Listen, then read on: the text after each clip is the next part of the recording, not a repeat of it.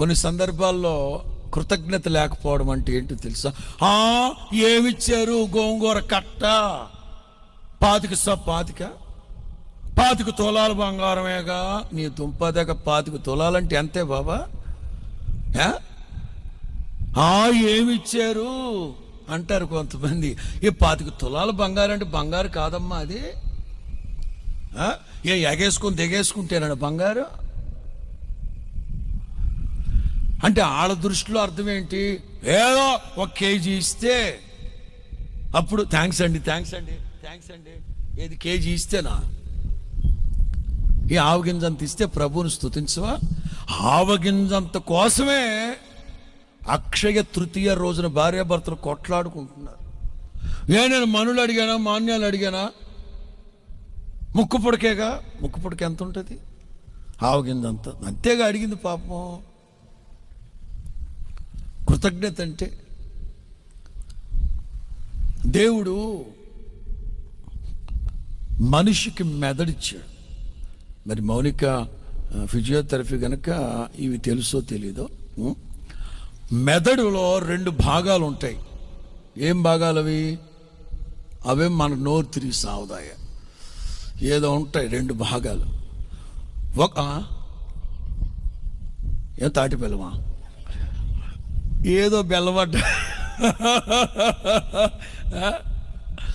ఒకటేమో అన్నీ గుర్తుపెట్టుకోటానికి, ఇంకోటేమో మర్చిపోటానికి. రైట్? ఒకవైపేమో అన్ని స్టోరేజ్, ఇంకోవైపేమో ట్రాష్ బిన్, డస్ట్బిన్ అనమాట.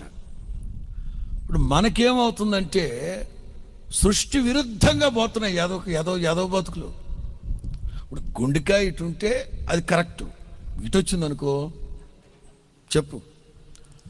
గర్భం ధరించడం స్త్రీ ధర్మం, మగాడు ధరించాడు అనుకో బాగోదు, సృష్టికి విరుద్ధం. అట్లా మర్చిపోవలసిన వాటిని మర్చిపోవాలి, గుర్తుంచుకోవాల్సినవి మనం అంతా రివర్స్ అనమాట. ఈ తిరకాసు రెట్టమర్థం అనమాట. యవనుడా యవనేచ్ఛల నుంచి దూరముగా పారిపో. పోలవరం అంత దూరం పారిపో. ఎందులో నుంచి మాట్లాడాలి? యవనేచ్ఛల నుంచి దూరంగా పారిపో. దుష్టుడితో పోరాడేటప్పుడు రక్తం కారునంతగా ఇప్పుడు మనం రివర్స్ అనమాట. మనం రివర్సు. దుష్టుడితో పోరాడేటప్పుడేమో బాయ్ సార్, ఎందుకు సార్ మీకు మాకు ఎందుకు సార్ కొట్లాట్లు అని దుష్టుడితో పోరాడేటప్పుడేమో పారిపోతారు. యవనేచ్ఛల్లో మాత్రం ఆ రొచ్చులోనే, ఆ రోతలోనే, ఆ దరిద్రంలోనే కొట్టుమిట్టాడుతుంటారు. అంతా రివర్సు.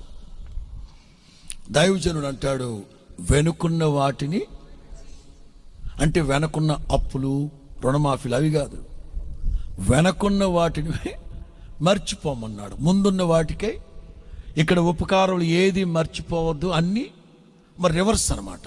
అంతా రివర్స్ అయిపోతుంది సబ్జెక్టు.